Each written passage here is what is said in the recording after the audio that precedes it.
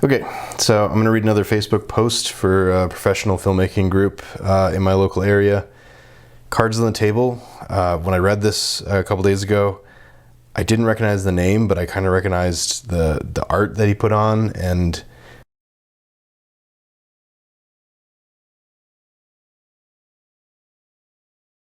the more I read it, the more I realized this guy's been on this forum before. He's kind of famous isn't right. Notorious is not fair, but he's kind of known. So yeah. Let me just read it. I think you're going to see why it's kind of ridiculous. So let's just get into it. Seeking an experienced camera person who can do videography while road tripping with me, Houston to Portland, Seattle, the Pacific Northwest, to shoot content for use on YouTube and other platforms. You will film in-car conversations, man-on-the-street interviews, and other content. The best way to understand the assignment is to check out the recent shorts on the YouTube channel. And he put a link. And it says topic, electric vehicles, EV, and the EV charging industry. Dates coming up. And then it says option to consider longer, or to continue longer. Expectations. Must be able to operate cameras, GoPros, a drone, audio equipment, and any lighting. The right candidate will be capable of filming and editing. Must provide/bring equipment with you. Be a good communicator and have a positive temperament. Be comfortable being in a car together for multiple hours a day and sharing a hotel room, different beds, with a 39-year-old male. I am a professional, respectful, and maintain good hygiene. You should be too. Road tripping in an electric vehicle, EV, for 30 days minimum from Houston to the Pacific Northwest. Must be very flexible with good ambiguity. Must be very flexible, good with ambiguity, able to handle challenges well, and open to adventure, especially when things don't go as planned. Must submit professional references. So eight bullet points. Style and quality. Should be able to deliver similar quality as seen on my YouTube channel. He puts the link again. Compensation. I will be covering the costs of accommodations, hotel, Airbnb, couch surfing. He's a 39-year-old couch surfing. Food, play, and other personal discretionary expenses will be your responsibility. Take-home pay will depend on your experience. Contact me to express interest in this project. Keep in mind, this is meant to be a fun trip and interesting stops and content along the way. There is an opportunity to do more of this paid work if this project goes well. So that's 4 things. Who is a good fit? Someone willing to be remote and enjoys travel. Has a happy demeanor and disposition, easygoing, someone currently free from ties to home or a full-time job and has a desire to build a portfolio of YouTube/video content. And then he wrote in all caps, very important. For more details, please email with PNW Road Trip Videographer in the subject line. This is step 1 to see if you can follow directions. No guarantee of reading DMs, so if you're a serious candidate, send an email expressing your interest, work, examples, compensation requirements, and any questions you have. And then the last thing is he posted 2 AI pictures. One's looking into a car with 2 people sitting next to each other in a car, and there's a dude, how do I say this? He's holding a steering wheel, but the steering wheel's not attached to anything. He's holding like a prop steering wheel in the AI picture. So there's that, and then there's a camera on a tripod sitting between them. And then in the second picture, it's from the back seat, and the people are looking back, and it's a guy driving, and then another guy in a yellow hoodie holding a camera, smiling. So he made AI art for what is going to be a videography gig. That gives me pause. If you've seen anything about my channel, not a fan of AI stuff. I've come across these postings with AI art as the samples before, and hasn't gone well yet. So, initial reaction to reading this, I read the post and I was like, I'm pretty sure I know this guy. And then when I read the comments, I was like, yeah, okay, I know exactly who this guy is. I didn't actually do a video on this guy, but I thought about it and I chickened out because I thought it was a little too ambiguous. Maybe I did do it. Actually, maybe I did. I'll have to look it up, actually. Maybe I did do a video because it was about I don't know. Anyway, it doesn't matter. So this guy is basically asking for a full service videographer for everything to basically road trip with this guy in a car for a month or more. And pay is negotiable, but then all the expenses outside of basically the fee or the salary, is including food and lodging, is up to and not lodging, including food, is up to the videographer. But this guy's covering lodging, and it could be a hotel, and it could be couch surfing. So I'll tell you right now, the idea of road tripping and couch surfing with a 39-year-old who's supposed to be paying you to do videography work is a concerning grouping of ideas. Let me just say that. If this was a 22-year-old kid who was just fooling around doing a documentary, couch surfing kind of makes sense. But this is a person who's basically asking for YouTube content, and you're going to be couch surfing with him while you drive in his car. So, and you're doing everything. It seems like you're doing everything, and he's just there, I guess, as like the host. I'm sort of, this is an educated guess, obviously, because I actually know what he's doing. But I went to his YouTube channel, and the dude is in sort of tech and in the EV space, and he's trying to be I'm saying trying because I'll explain. He's trying to be like an EV influencer, but he has basically a dead, not being used YouTube channel that's been around for about 5 or 10 years. I think 5 years. And he basically has like a handful of content on there, but it's just like, it looks like they're staged like podcast interviews and then just him driving around in EVs. Like, it's not, I don't know what the end game is for that. I do actually know what the end game is, because he's after I looked it up, he sells packages to people who just bought an EV and want to install electric chargers in their house. So he's a middleman for an EV sales company, but I didn't know that was a needed thing. I assumed if you bought, obviously too poor to buy an EV, but I'm getting into the weeds. Well, let me just finish this thought. I assumed if you bought a Tesla, for instance, and you have the cheddar to also set up a charger in your house, you would just contact Tesla or whoever sold you the car, who's a Tesla connected person, and say, I want to put a Tesla charger in my house. And they say, great, here's how we do it, here's how much it costs, and we'll set up a date. And I think that was the end of it. I assume that's how it is for all the other car companies. Is it not? And I feel like most of the time, if it's a non-fancy car, if it's like a Chevy Bolt or whatever, can't they just plug into the wall? Like, and also, can't an electrician just do that? Anyway, that's neither here nor there. So this guy's asking for basically a full production for basically a YouTube channel, and you're going to have to be in the car with him for 30 days, and you're probably going to be couch surfing, and food's on you, and that's how it is. I don't know how this, I would definitely, even if I considered this, which obviously for me this is a hard no from the jump, even if I didn't know who this guy was, I would put it in the contract that this guy pays me like half up front, if only just to cover food and equipment rentals if I need it, and just like stuff that I will need during the trip that I won't, like, if I didn't have enough money in my bank account, could totally screw us, that kind of thing. So, because this guy seems like he's holding on to his money pretty hard.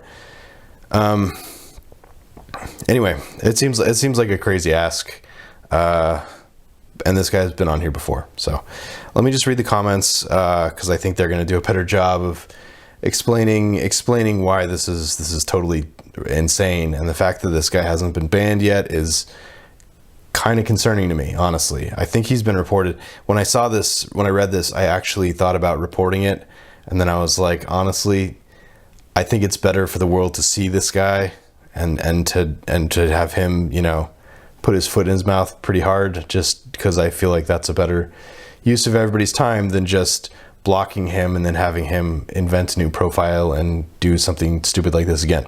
Anyway, first comment, you're not covering the basic necessities like food? Yikes. The guy responds directly to the guy. My accountant advised me it's better to just pay it food out as a lump sum as part of the total compensation, leave food spending budgets to the person spending it. Weird answer. I would have said in the post then there's a food stipend, but weird answer. And also throwing your accountant under the bus. Super weird. Anyway, the guy, somebody else responds to that. YouTubers are notoriously cheap. Yeah, hard to argue there. Next guy says, to a different, just the reaction. That's the end of that conversation. Are you expecting someone to couch surf with you? I know you've posted here before and had a dispute with the previous producer who did one of these with you. That doesn't bode too well on the success of your channel or opportunities to get paid more next time. At this point, you should be able to cover food while working and separate hotel rooms or Airbnb rooms. I'm sure you mean well, but asking another adult to go through all of that for your benefit is a big ask. Yeah, I agree. Next person says, has to be a joke, right? An anonymous person says, it might be helpful to potential applicants to know the budget for this project to gauge if it's a good fit for their experience and expectations. Totally agree. Totally agree. If I contacted the guy, the first thing I would say is, what is your budget? And I'm just getting the feeling that this guy would say back, what do you want? How much do you want? Like, what is your budget? And I would say, okay, fine, you want to play like that? And I would quote him the upper limit of what I thought would be appropriate, but probably multiply that. But look, so for instance, this is fake math. If I thought the answer was $2,000, which it's definitely not, it's more like probably like $30,000. If I thought the answer was $2,000, I would quote him $12,000. And if he said yes, I make $12,000 in a month, and I suffer, and it is what it is. More likely, I feel like it's probably like 30 or 40, depending on the kit fee. There's also a kit fee in there for 30 days. He's gonna be renting my equipment for 30 days. So anyway, next person says scam. Fair. That got 3 upvotes, or 3 thumbs up. Next person says, please include pay rate. The videos will be monetized and it's promo for your business. Now, that's when I looked this guy up, because I was like, wait, this is a business? Yes. So this is basically man on the street promotional advertising for this guy's company. So this isn't a student film or a short film or a spec ad or anything. This is literal like company advertising, which is a completely different set of rules and a completely different set of rates.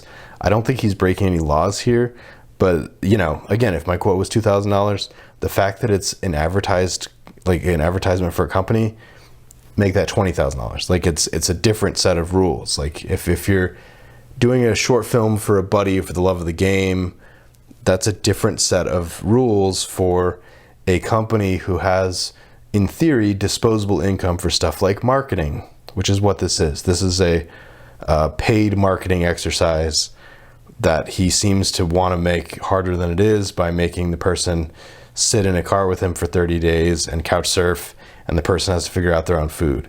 So it just seems like a really sort of like misguided marketing thing. And again, if I'm being honest, $30,000 turns into $60,000 at that point, because I know it's not him paying out of pocket for this, or at least it shouldn't be. It's his company, and the company should have a marketing budget if they're going to do something like marketing. That's 50% opinion, 50% just working with professional companies. Moving on. The different anonymous person says, this reads like an internship level pay, which is worse since he wants you to bring thousands of dollars, if not tens of thousands of dollars of equipment, the camera, GoPro, drone, mics, and he wants you to edit, blah, blah, blah. Yeah, totally right. And then the next thing, the guy says, dude, your channel is 5 years old and you don't even have enough subs for monetization. Your most recent video got 23 views. This channel is already a fail. Learn how to create good content before you drag someone else into this dumpster fire. That's interesting. That's interesting. That this guy's arguing from the point of view of, this is content for the guy's YouTube channel, which it 100% is. And by that logic, yeah, I couldn't agree more. I do see it a little differently because I do see it as advertising for this guy's company. Don't know what this guy's company's reach is. If he's running Facebook ads or whatever, maybe he's reaching 10,000 people, maybe he's reaching millions of people. It's not the vibe I'm getting, but hard to say. So it was hard to get to his website, even with the links. But he's right. It's a dead YouTube channel. I looked at it. It's a completely dead, headless YouTube channel. Yeah. So, last guy writes, get a pair of Insta360s, wireless labs, and learn how to edit your own shit. I just gave you at least $75 in free information. Also fire your accountant if they're running around telling you to scam people instead of paying them for what you can afford. Cheese and rice. I'm editorializing there. Yeah, so... Oh, and there's, actually I put them, okay, so continuing on, it reads like internship level pay, which is worse since he wants to bring blah, blah, blah. It's essentially work 8+ hours since he wants edits done too, not stated but implied they'll want a quick turnaround for edits for YouTube. Very good point, which is why I'm afraid of videography as a concept, and this guy's calling this videography. There's no set time for deliverables, that's asking to fail. So that guy, I completely agree. Next person says, this guy is insufferable. Next person who has already spoken says, so you want someone to essentially pay their own way, use thousands of dollars worth of their own equipment, and do all the filming work and all the editing work. At that point, what are you even contributing to call your content yours? And minor detail, but very telling, you're using generic AI pics for the promo. This all screams cheap. Your channel isn't even popular enough for the person to get decent exposure out of it. Very good point. I hope you read all of these replies and are humbled by them. And then, yeah, the last person says, this is really stupid. Yeah, so if this guy rewrote this and maybe took a little bit of the notes on here, I think it could go something like this. Hey, I have an EV supply company. I want to do content for my YouTube channel for this company where we drive EVs up to the Pacific Northwest and making content the whole way. This is going to be marketing for my company, but also for my starting out YouTube channel that's, starting to get traction, even though it's not. And so your job is going to be basically shooting all the content for my YouTube channel, plus all the content for just marketing, advertising stuff. And it's going to be freeform, and it's going to be sort of documentary style. And I'm going to be the host. I'm going to be the face of it because I'm the CEO. And you're going to be my everything video guy. My budget is $65,000. My budget is $125,000. That kind of thing. I think that's reasonable. If he doesn't want to say budget, you say, quote me what you think, but be aware, I think if the guy's asking for 30 days of someone's life and they're going to be stuck in the car with this person for 30 days, I think it's appropriate that this person plans for hotel for every night, food stipend, minimum food stipend for every day, for 3 meals, and kit rental, especially if there's an expectation that this guy wants you to bring all the equipment, maintain all the equipment, run all the equipment. Batteries don't charge themselves, like it's couch surfing and charging an entire production's worth of batteries every night is destined for disaster. It just is. Stuff gets left behind, stuff breaks, stuff catches fire because you're plugging into stuff you don't know what. It's hard to trust every plug when you're driving and you're couch surfing the whole way. Just saying. Yeah, this is a disaster. This guy can't take a hint. Now I want to talk about the older post that I saw 6-ish months ago that I don't think I made content on, but basically this guy was saying, hey, and I think it was in the same group, and he got absolutely lit up, but he said, hey, I don't like to be that guy, but it's been weeks and I am waiting for final delivery for 40 it's either 40 or 10, I forget what it was, videos from this videographer that I hired, where we did a road trip, and he was really great on the road trip, and it was really nice, blah blah blah, but he he sent me the first, I think he said he sent me the first 75% of the thing. So I think he sent me 30 videos, but I need the last 10 and I can't get a hold of him. And I don't want to have to sue him, but what are my options? That's why I'm reaching out. Maybe somebody in this group can reach out to him. Yeah, because this seems really unprofessional. And the whole group was like, what are you not telling us? Like, it seems like he delivered 75%, so he's probably just working on the other 10%. Reasonably, there's a bunch of other stuff that he's doing because he's a production company. And so what does your contract say? Because if your contract says it's due by this date, then yeah, he's in trouble. But it sounds like you don't even have a contract or whatever. And the guy said, well, we have a contract, but it was a handshake agreement. And he said he was, I think he said something to the effect of, the guy said, yeah, well, I can get it done by here. And then the guy delivered a bunch of stuff like a week later. And so even though we had a month to do stuff, in a week he delivered almost everything. And then it's been another week and a half and he hasn't delivered it. Like, he's not even done with his thing. Anyway, it got into the weeds. The poster argued with everybody about everything, because everybody was like, the dude you hired sounds like a sucker. Like, it sounds like you're super cheap and you're really hard to work with. And it kind of makes sense that the guy got sick of you and is blowing you off because you're a nightmare. That was kind of the tone. And the guy was like, well, we had a deal. I paid him up front because I trusted him, or like I liked him so much that I told him I don't normally pay up front, but he was so cool. And everybody was like, unless it was in your contract to pay up front, like, you don't have to pay up front. Although this guy, I would have demanded to pay up front just because he seems like a total nightmare.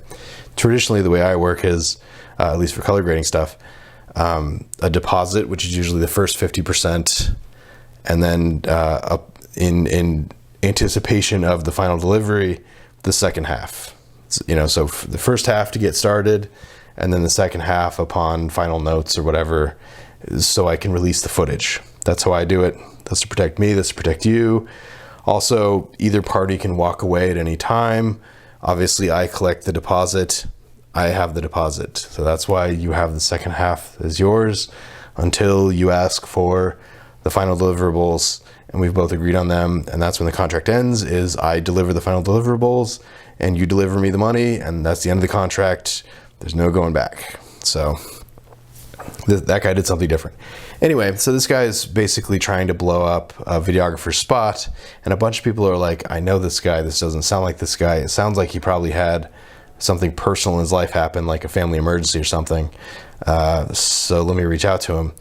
The guy sees this, the actual videographer sees this and goes, hold on a second. And he goes, listen, in the last 30 days, including the 7 days that was your project, I've had 50 projects. You're not in the front of the line. There are people ahead of you that I owe stuff to. I sent you a bunch of stuff all at once because I had a chunk of time where I could do it, but that was to sort of tide you over so that when I get to your stuff later, you already have stuff you can post. You already have content you can post. But what we agreed on was down the road stuff, and we haven't gotten there yet. And there's a bunch of other projects that also pay way better than you because you cheaped me out on everything, and it was a really uncomfortable situation, by the way. There's projects ahead of you, and the way I work, the guy says the way I work is it's first come, first served. Project ends, they're next due, okay? So if you're the fourth project in stuff that I shot, you're fourth in line for the edits. And adding on to the fact that you were incredibly difficult, you're incredibly cheap, and it was a ton of material and a ton of footage and a ton of work for not a lot of pay, it got deprioritized. And he goes, I'm still working on it, but I'm not working on it anytime soon because I have other better paying clients that I'm working for that are already ahead of you in line, which I think I actually did. Now that I think about it, I did do material on this because my reaction was, I used to respect the priority of whenever something ended, they get first priority. Like the oldest gets first priority on getting done. Now I don't do that. Now it's completely, First priority is the client, second priority is the money. So if the client's awesome and I know it's going to go well, they're front of the line. Or if the client is paying really well, or if the client is paying to be in front of the line, they get to go first. I deliver their stuff first. And that's how I stack those kind of projects, because the person that's paying you the least tends to want the most out of you. And it's just some weird counterintuitive thing that is hard to explain until you've experienced it, and it sucks. So I don't feel so bad about deprioritizing the hell gigs, because a lot of times the hell gigs, they don't end up paying you anyway. They find a way to blow you off. So I've managed to find systems to sort of weed out those kind of gigs to begin with. One of them is reading these kind of things and actually thinking about it the way I'm doing it like this. But you know, in the case of that first posting, the guy was basically saying, you're not front of the line. Whereas I would have said, you're not front of the line because you suck. And if you want me to put you in the front of the line, let's draw a contract up. Pay me to put you in the front of the line. So, and this guy's argument would have been, well, I already paid you 100%. And the guy clapped back and was like, I never asked you to do that. We never had a contract that said you were going to pay me all of it ahead of time. I think they actually said the contract was all of it was going to be paid at the end. And so it would make very little sense to pay ahead of time. It's neither here nor there. Anyway, the guy's a nightmare, is what I'm trying to say. The guy is basically trying to get the cheapest possible labor, which is an incredibly high amount of labor. Like, he doesn't have anybody in his life, like a wife or a coworker or if he has these kind of specific, going back to his current project where he's going to drive to the Pacific Northwest over the course of a month, and he expects you to be in the car with him getting material the whole time, and then editing the material for him, and it's literally marketing material. Two things: either this guy has some person in his life that can just hold a phone and do this kind of crap for him, and honestly, if it's only going on YouTube, holding a phone is probably the best solution anyway. If he doesn't have anybody in his life that's already doing that, he needs to hire somebody for his company to do that.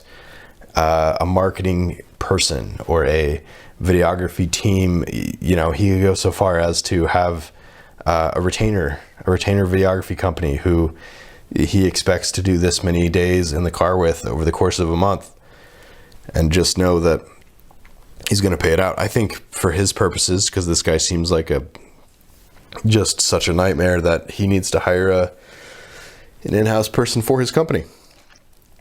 Having said that, I think the bad faith argument is he needs to hire a social media intern, which I'm saying kind of facetiously, because this person should not be an intern, because the amount of work involved, especially considering it's marketing material, is a high-paying job. Like, honestly, in a company for what this guy is asking for, 30 days on the road plus editing all the clips and it's marketing stuff, an in-house person like this could be pulling six figures to start with.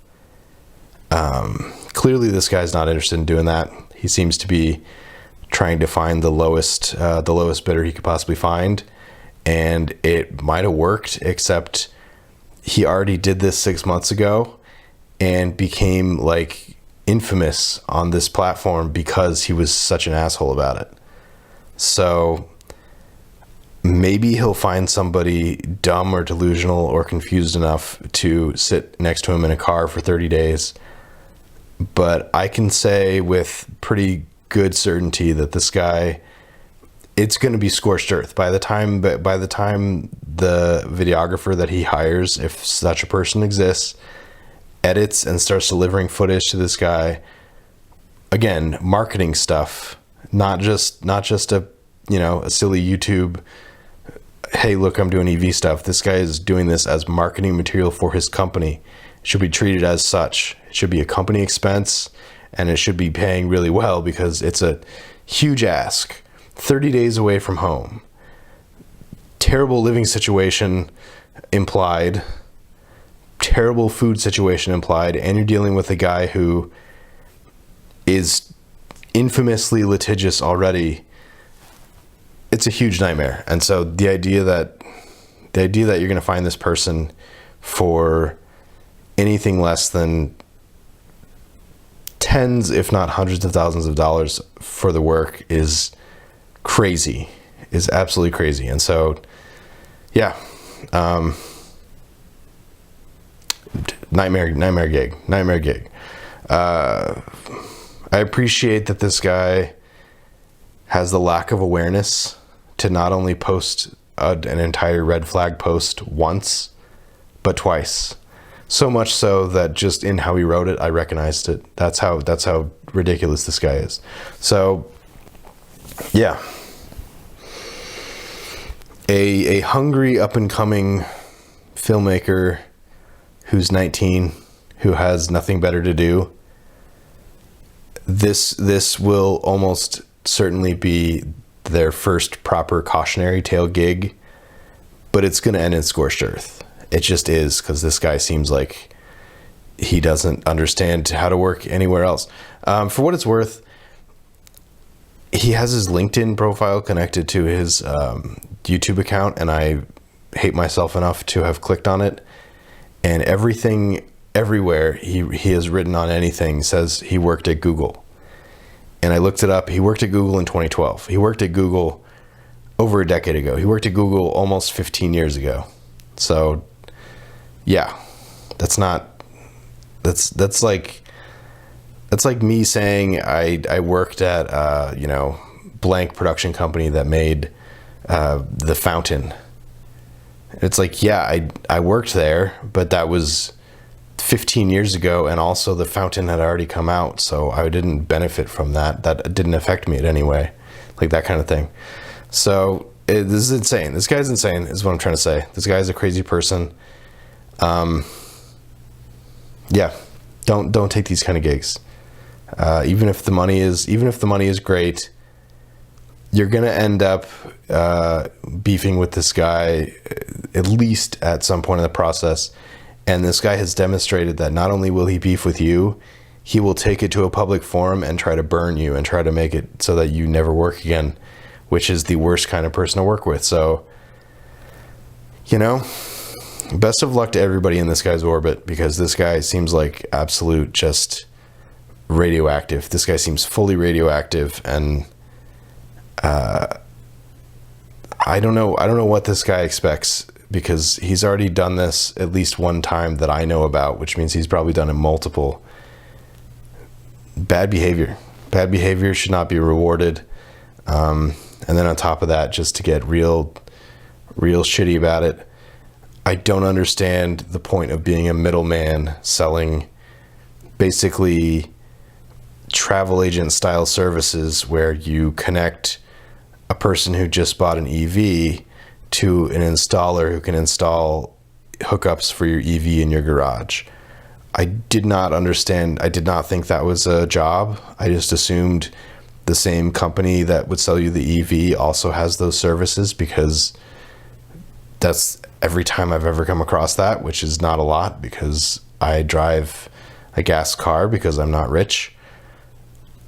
Is there a market for somebody to go out and help you find and order parts for your installing in your garage for your EV? I don't know. Are there enough EV owners that's a thing? I can't imagine there are, but who's to say? Anyway, stay away from this guy. He seems like a disaster, and I wouldn't say this guy's a career killer, because for my career, for any videographer's career, because he seems so crazy that pretty much everybody he interacts with is like, dude, you're crazy. But it's definitely a situation where working with this guy, you're gonna walk away not feeling like it was worth it. And I couldn't tell you a price tag that would change that. Even if I was hired as an in-house person on, say, $120,000 a year to just do material for him and his CV company, I can't see myself lasting more than a few months because this guy seems absolutely intolerable. So, and at the end of the day, life's too short. I've worked those kind of jobs. I've worked the jobs where the money is the only thing keeping me there and everything else has eroded my life away as a consequence. And fortunately, I had the wherewithal to realize life's too short. This guy seems like a life's too short kind of guy. I wouldn't want to work with this guy. I definitely don't want to help this guy. And based on his YouTube channel, I don't think the internet gives a shit either. So I think he could learn from that, but I don't see that happening. So anyway, that's what it is. Like, share, subscribe. Catch you next time.